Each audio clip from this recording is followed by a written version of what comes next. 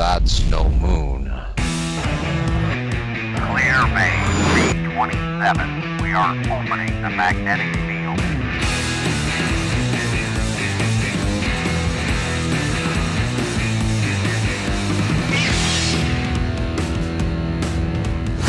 Hello there, and welcome to Docking Bay 327.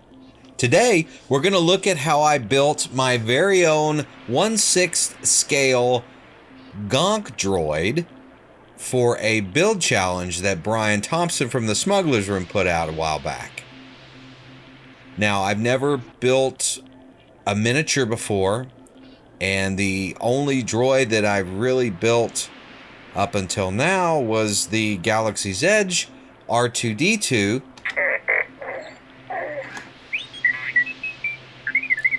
Alright, so maybe I didn't build you, but I put you together and gave you life. Droids, no respect. I built this one from scratch and used a lot of pieces and parts that I had lying around. I found the inspiration initially from 2 pocket hole screw containers. When you pop the lids off and then put them on top of each other, they look like a Gonk droid. And I did the measurements, and it was close enough to the 1/6 scale that I didn't think I would get thrown out of the challenge.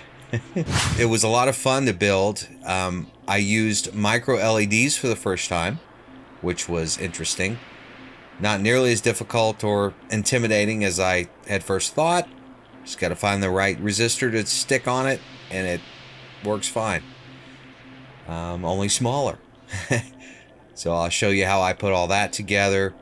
The environment that I used to set the Gonk on was actually a mounting harness for a power supply that I ripped out of one of my old computers. And I set it up a certain way, and I thought, well, this looks like an engine room, so let's give that a try. I'll take you through how I put it all together. My thought process is always painted it, weathered it, and gave it life with some lights. So hopefully you enjoy. Let's get into it. Because the containers are clear, I hit it with a coat of primer so I could see the potential better. I then started with the legs and feet, which I ended up redoing because the first versions were way too small to hold him up. I used the bandsaw and belt sander to cut and shape them. I wanted to add a border to hide the seams where the 2 pieces come together, so I cut a piece of styrene and then meticulously glued it into place.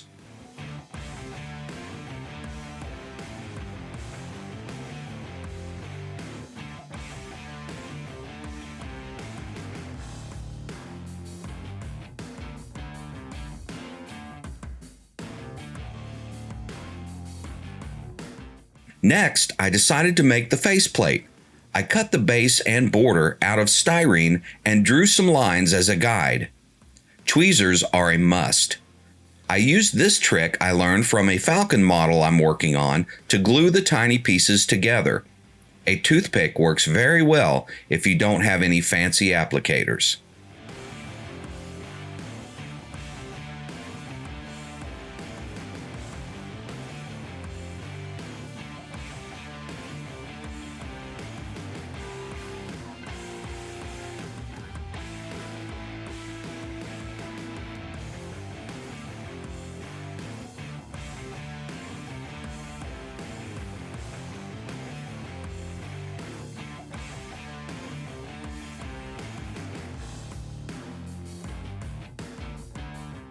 I wanted to make a lens type greebly, so I took one of these electrical connectors and cut off the end.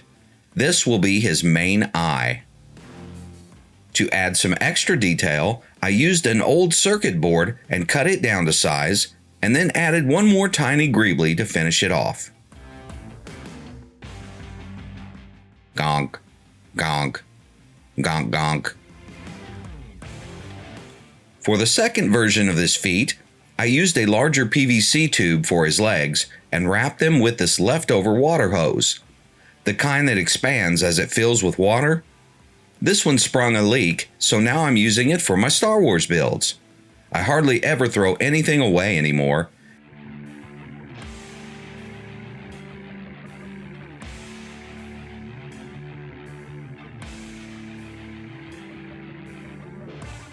A quick test fit to make sure they will hold him up, and we're good to go. I also added a couple more circuit boards to the top and back.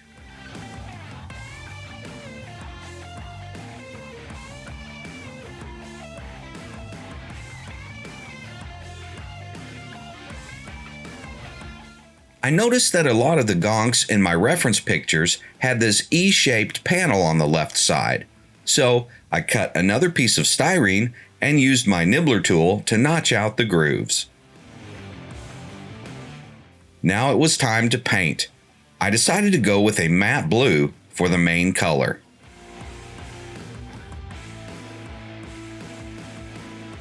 While the main shell dried, I grabbed my trusty silver Sharpie and went to work adding scratch marks to the feet.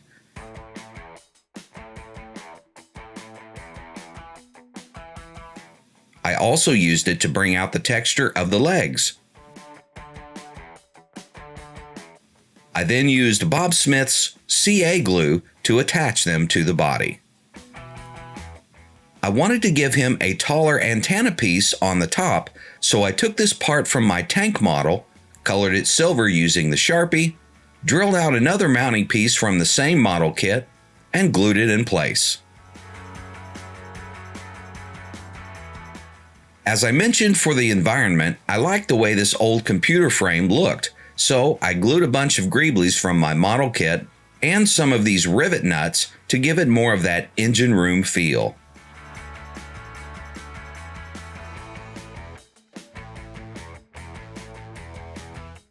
I wanted it to look weathered, of course, so I used my liquid latex on the bare metal. Painted it using smoky beige, and peeled back the spots to reveal the metal underneath.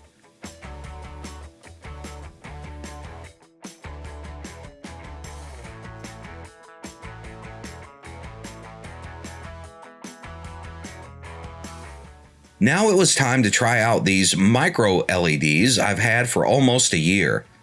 I think I've been intimidated to use them simply because they are so tiny. They're smaller than a matchstick. But they're not nearly as fragile as I expected. They came with several sets of resistors that were all clearly labeled for the amount of voltage you plan to use with them. I did a quick test to make sure I didn't burn it up. I'll put a link to these in the description below. I used my Dremel tool to carve out the holes for the two red ones I wanted to use on his faceplate.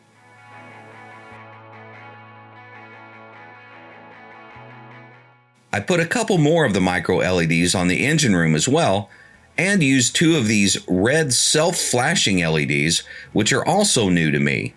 I'll leave a link to these in the description also. Once I made sure everything was working, I soldered the resistors in place and used heat shrink to protect the connections.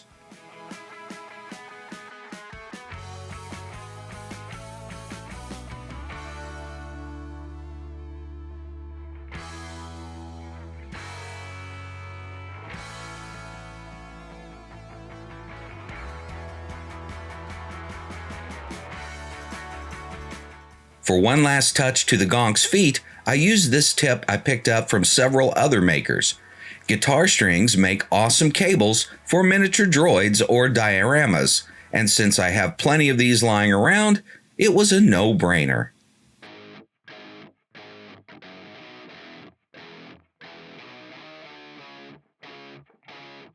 Last but certainly not least was the weathering. I used my favorite water mixable oil paints and covered the engine room and the Gonk. I used a small brush to make sure I got all the tiny cracks and crevices, and used some cheap makeup brushes to smooth out and feather the effect.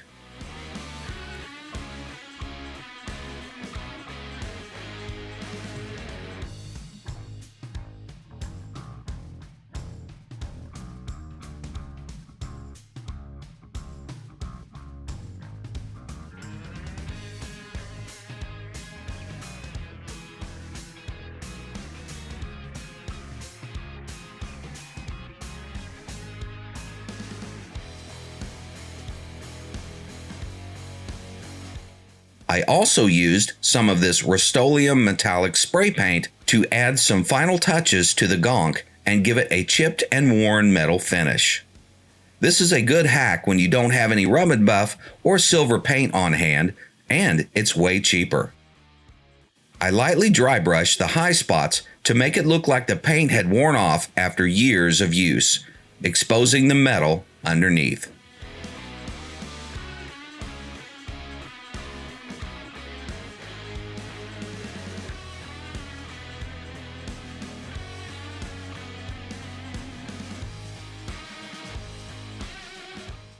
And here is the final result.